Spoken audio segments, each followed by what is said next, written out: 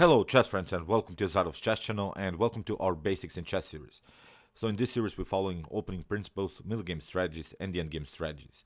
Today we'll talk about some middle game strategies. Again, today we'll talk about a very important topic I think in chess. It's about this defensive strategy when your opponent has played maybe a positional sacrifice. So this positional sacrifice, it means maybe your opponent has given up a rook for a bishop, but then suddenly his bishop is the best minor piece on the board. It has such a huge activity and your rook, your exchange rook, which seems to be better, is really too passive and you really have a tactical problem. So one of the best defensive ideas is to sometimes give up material back. So it means maybe you should give up your bad rook finally for this well placed bishop and go into an endgame, maybe in this tactical battle, in this tactical storm that our opponent has prepared for us.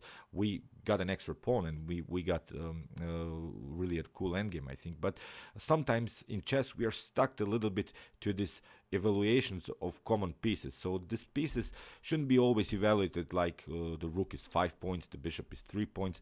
The pieces are to evaluate simply by this piece activity. So it means when this bishop has an open diagonal, then it's sometimes even worth 10 points. It doesn't matter how much it's evaluated in the beginning of the game. So the dynamics of the game are always changing, and that's the most important thing for you to recognize. So sometimes, as I said, giving up material is really a cool and necessary defensive strategy in chess. You see that top grandmaster will sometimes not apply this defensive idea in order to get out of these tactical possibilities by his opponent, and that's why I think this is a very important video for you to watch and also apply it sometimes in your own game. So when we chase the bishop, when we chase this minor piece that has a huge activity, we should really try to exchange this piece. We should always see which piece is bothering us and try to give up this material back, maybe give up again the rook for an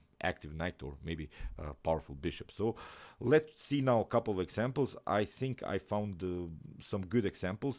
This is now at the beginning of the video. Of course, always I'm trying to show you this simplified example.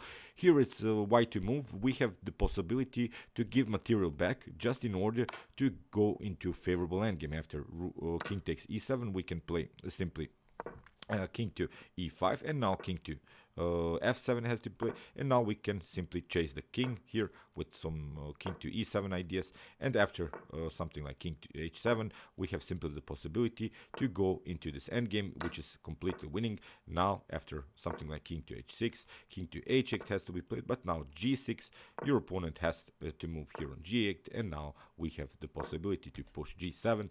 Your opponent has only one square, and now king to f7, here king to h7, and in the next move will promote the queen and win this endgame. So this is now of course a simplified example. Let's see now a more complex middle game. So this is really a complex middle game.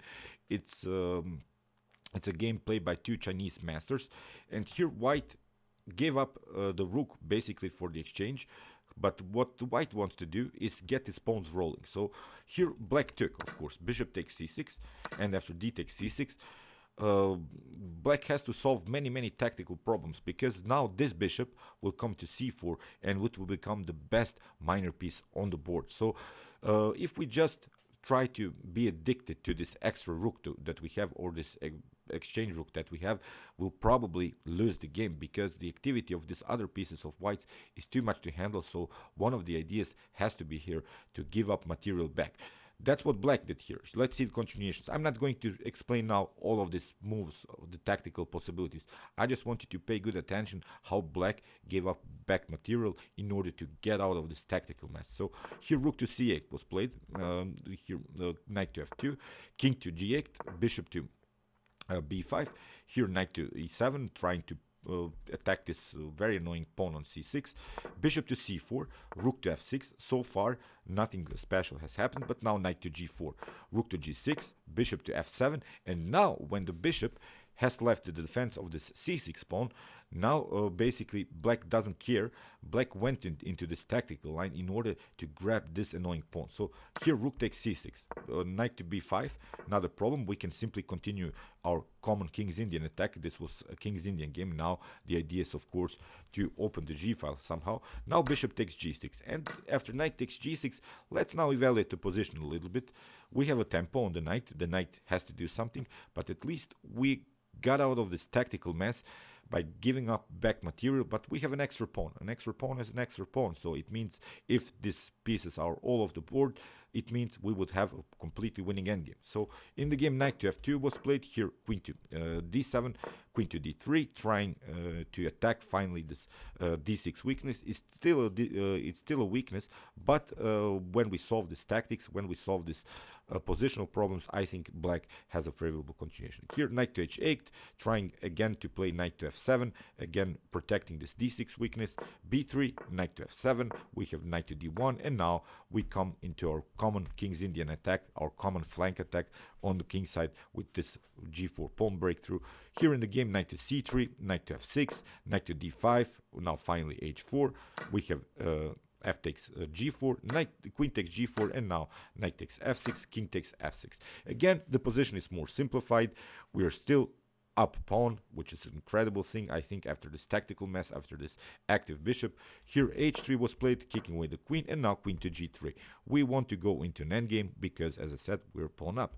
Rook to f3, queen to g6, we have bishop to b2, and now bishop to h6, trying maybe if the position opens here with some pawn moves, then this bishop can come very actively into the game. So in the game, rook to f2 was played, king to g7, we have queen to d5, rook to c5, attacking the queen. After the move, queen to d3. Finally now, I think black solves all of the positional problems with the move d5. You cannot, of course, take because the queen is hanging, but now, at least, even if we could lose this pawn, I think these two mobile pawns would be really deadly here for white. That's why in the game, white tried to defend here, but now simply d4, and we have now really a block pawn structure in the center, so it means not so many tactical possibilities are here anymore for both sides. So as I said, black has solved all of the positional problems and won the game eventually. I'm not going to show you now the whole game. I just wanted to show you how black get out of this tactical mess by giving up back material, because he wasn't simply hanging on to this rook after the positional exchange of pieces by white. He tried really to defend, and this was, I think, a correct idea, not to hang on to this very, very bad rook. So let's see now another example. Here it's a very interesting game played by Loek van Wely against Magnus Carlsen. Here black tried, Magnus Carlsen is here with two black pieces, and the evaluation here is +7 for white. So Loek van Wely has a winning game, but he lost the game because he didn't apply this giving up back material idea. So I want you to pause the video here for maybe and try to find the winning move for white here. So Loek van Wely didn't see it. I wanted to show you this example because it shows really that even top grandmasters cannot see it sometimes, this idea to bring back material. I hope you can find this move. It's not so easy to move. It's not so easy to see it. It's really a great tactical move here by white. I'll give you a couple of seconds more. So okay, the best defensive move is to give up back material. If you could notice here, basically white has two rooks for two minor pieces, and when we hang on to these rooks, when we're trying to stay with these rooks on the board, it's really deadly. I'll show you what was the continuation in the game because Loek van Wely didn't play that. Here the best move is to play rook to h8, giving up back material, but now the game becomes very smooth, I think, for white, because here after potential, I don't know, let's see, bishop takes h8, then we have the possibility to play queen to e7, forcing a trades of the queens. After queen takes e7, we have rook takes e7, and now these two pass pawns black will never catch, so this will be a completely winning endgame. The same thing happens if you, for instance, here take out with the king. King takes h8, then you get queen to e8, again forcing the trades of queens. So after queen takes e8, rook takes e8, again you lose the tempo, and now again this idea to push the pawn on d6, d7, d8. So Loek van Wely didn't do this. He played the move queen to e3, and now you see, because he was a little bit addicted to these pieces that are supposed to be better. Of course, a rook is supposed to be better than a bishop, for instance, or maybe than a knight.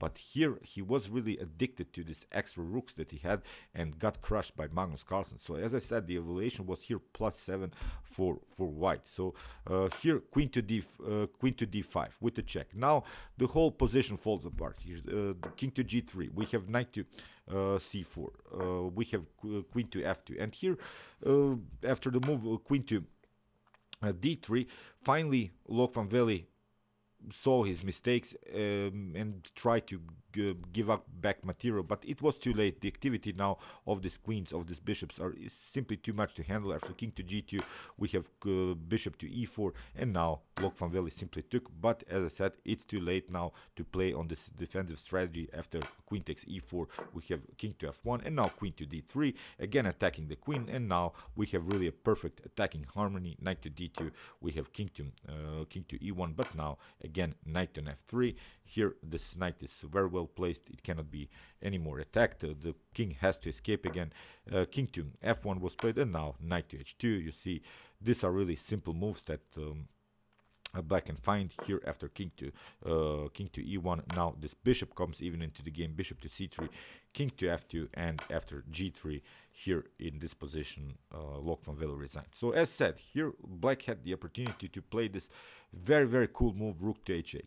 So giving up back material is here a very nice defensive strategy, creating this two pass pawn situation, because here, as I said, I'm not sure if Loek van Wely was maybe too impressed because he played Magnus Carlsen, but here it's almost, although it was really a tough one to see, but I think Magnus, for instance, would have seen this move. I'm not sure, but this was really the best move that white should have played. So let's see now the next example. Here it's game played by Jose Raul Capablanca against David Janovski. David Janovski, also a great theoretician in chess.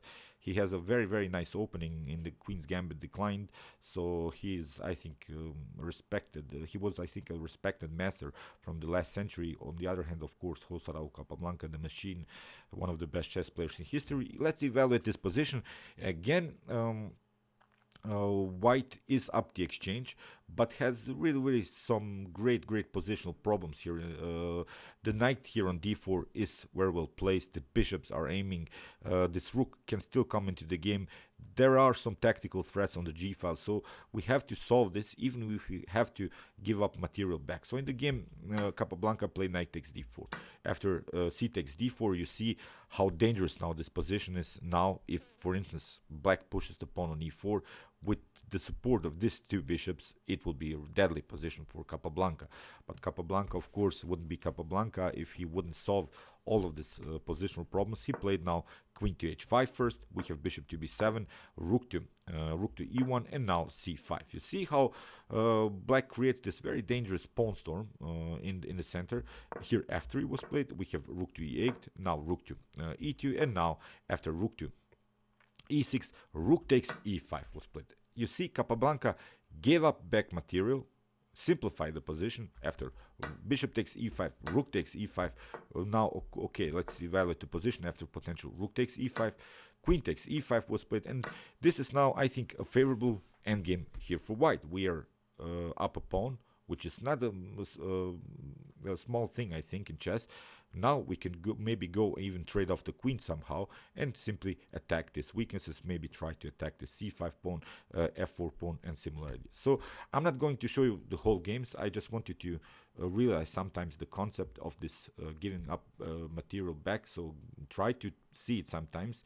If you want to see the whole games, they will be in the description below, so you can check out, maybe analyze the whole games from this tactical point of view. But for me, it was more important to show you this strategical elements, the defensive ideas, in order to not get scared when your opponent has played a positional sacrifice, because when someone plays tactics on us, we get really scared. We are really a little bit I don't know, I don't know the expression, but we got really scared sometimes because of our opponent's tactics. And here I think you can solve all of these positional problems by simply go back and give your opponent a positional sacrifice back and try to go into a favorable endgame. Okay, I hope you enjoyed this video, and I hope that you realize these ideas. Meanwhile, you can watch my other basics in chess videos from the series. Here's the link. And you can also watch my chess tactics and chess puzzles videos, in which I show you all of the possible tactical motifs that can happen to in a chess game. And you can also subscribe to my channel if you like this content. Thanks you for watching, guys, and chess is the best, of course.